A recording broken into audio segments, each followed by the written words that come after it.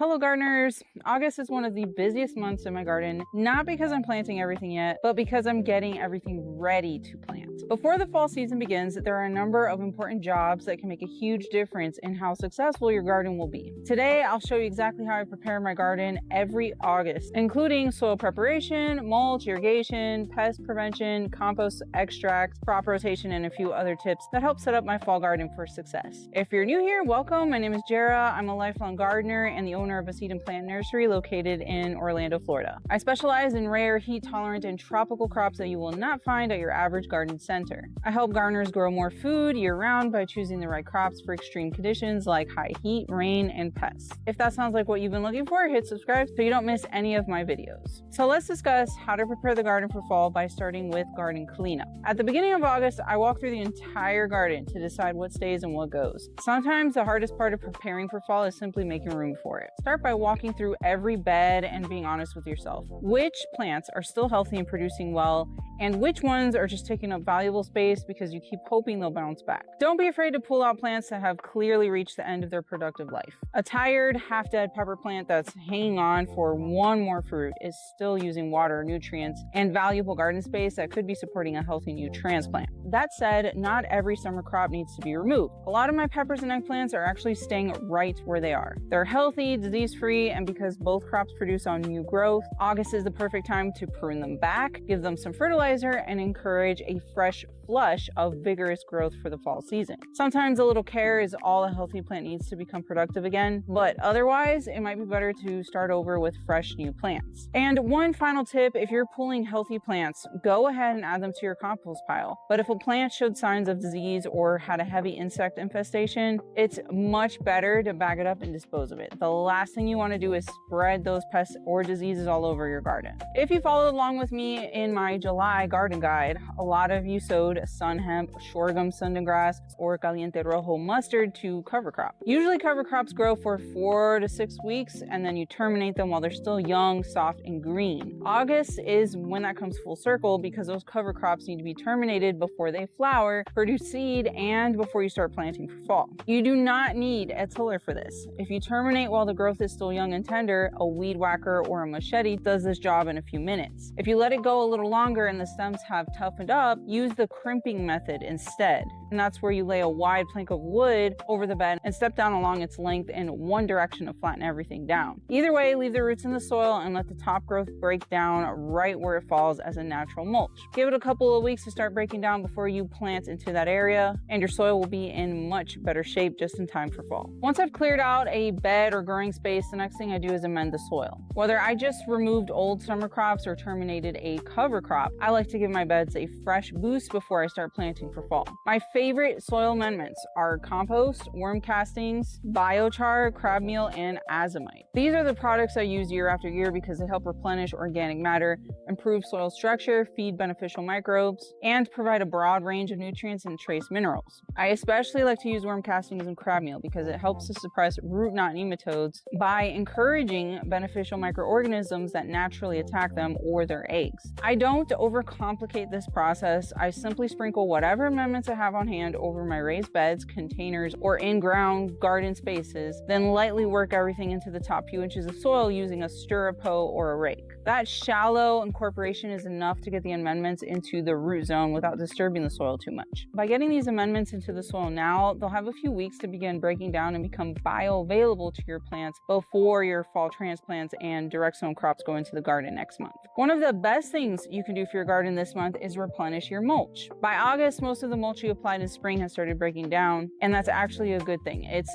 slowly turning into organic matter that feeds your soil. The problem is that once the mulch layer gets too thin, your soil heats up, dries out much faster, and weeds begin to take over. If I had to choose just one free resource to build healthier soil over time, it would be wood chips. As they slowly decompose, they add tremendous amounts of organic matter, feed beneficial fungi and microorganisms, improve soil structure, increase water holding capacity, and help create the rich living soil every gardener wants. It's one of the biggest reasons my garden has become more productive year after year. I like to keep a generous layer of wood chips on my beds year round instead of waiting until the mulch has completely disappeared. That way my soil stays cooler, retains moisture much longer, and I spend far less time watering and pulling weeds. The best part is they're often completely free. I get truckloads of fresh wood chips through getchipdrop.com, and you can also call your local arborist or tree service companies. Many of them are happy to dump a load at your house instead of paying disposal fees absolutely for free to you. Before you start filling trays and planting your fall garden, take a little time to clean and sanitize your tools and seed starting supplies. Dirty pots, cell trays, pruners, shovels, and hand tools can harbor fungal diseases, bacteria, viruses, and even microscopic soil particles carrying root knot nematodes. A few minutes of cleaning now can help prevent those problems from spreading throughout your garden. I like to start by removing any old potting mix, roots, and plant debris with a stiff brush. Then I disinfect everything using a solution of 1 part household bleach to 9 parts water, which works out to about 1.5 cups of bleach per gallon of water. If I have a lot of tools to clean at once, I'll fill a 5-gallon bucket or a wheelbarrow with the solution and let everything soak for about 10 minutes. After soaking, rinse your tools thoroughly with clean water and allow them to dry completely. Since bleach can promote rust if left on metal, I also like to wipe metal surfaces with a light coat of mineral oil or another food-safe oil before putting them away. It keeps them rust-free and ready to go for the next gardening season. Don't forget about your seed starting trays and pots either. A quick scrub and disinfecting soap can greatly reduce the risk of dampening off disease and other seedling problems, giving your fall transplants a much healthier start. Finally, store your clean tools somewhere dry and protected from the weather. Sharp, rust-free tools are not only easier to use, but they also make cleaner cuts that heal faster and are less likely to spread disease from one plant to the next. While you're cleaning up your garden, take a few minutes to sketch out where everything is going this fall. One of the easiest ways to reduce pest and disease pressure is to avoid planting the same crop family in the exact same spot year after year. This is especially important for nightshades like tomatoes, peppers, eggplants, and potatoes, cucurbits like squash, cucumbers, melons, and pumpkins, and brassicas like broccoli, cabbage, cauliflower, and kale. Rotating these families helps interrupt the life cycles of many insects, diseases, and soil pests that build up over time. Now, I know a lot of you have smaller gardens, maybe just 1 or 2 raised beds, or you grow almost everything in containers or grow bags. In those situations, perfect crop rotation simply isn't realistic, and that's okay. The goal isn't perfection, it's simply to avoid planting the exact same crop in the exact same soil whenever you reasonably can.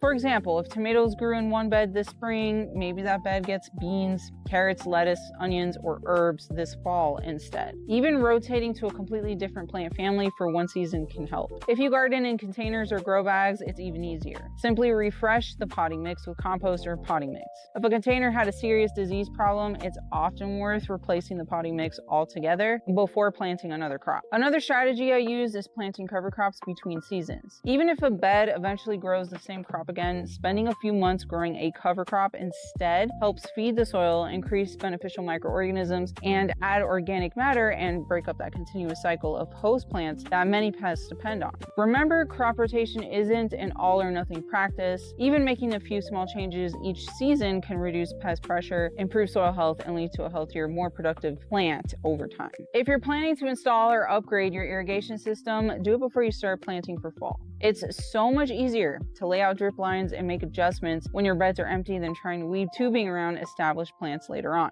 I personally use the flat drip tape irrigation kits from Drip Depot throughout my garden because they're affordable, easy to install, and provide even watering right where the plants need it most. Drip irrigation also keeps the foliage dry, which can help reduce many fungal diseases while using far less water than overhead sprinklers. Not to mention the hours saved from not having to hand water your garden every day. Before planting, I like to test the entire system to make sure every line is flowing properly, check for leaks, flush out any debris that may have collected in the lines, and replace any damaged drip tape from the previous season. Spending a few minutes on maintenance now can save you a lot of frustration once your garden is full of plants. If you'd like to install a similar system, I've created several step-by-step tutorials showing exactly how I designed and installed my drip irrigation, along with links to all of the products that I use. I'll have those videos and everything you need linked in the description below. Before we wrap up, just a few quick reminders. If you haven't already watched my August garden guide, where I review all of the things that you should be planting right now in August or starting from seed, you can find them all linked in the description below. While you're there, be sure to grab your free printable August planting checklist that includes everything covered. If you're on my email list, it's already waiting in your inbox. If you'd like to garden alongside me, join my seed club before the next one ships, and it will be for our winter selection of seeds. And if you're waiting for my annual strawberry bare root pre-sale, it opens next month, so head over to jarrahsgarden.com and click the notify me when available button to be the first to know when it goes live. And finally, don't forget about this month's Grow Along With Me challenge. Use code SQUASH50 at jarrahsgarden.com to save 50% on all squash seed packets through August 31st. August is one of the best times to direct sow squash for productive fall harvest. So whether you're growing zucchini, pumpkins, calabaza, winter squash, or anything in between, I'd love for you to grow along with me this month. As always, only one discount code or offer may be used per order. And that wraps up all the things you can do to prepare for fall gardening and grow the most food you can during the best time of year to grow if you're a hot climate gardener. Thank you for watching, and as always, happy gardening.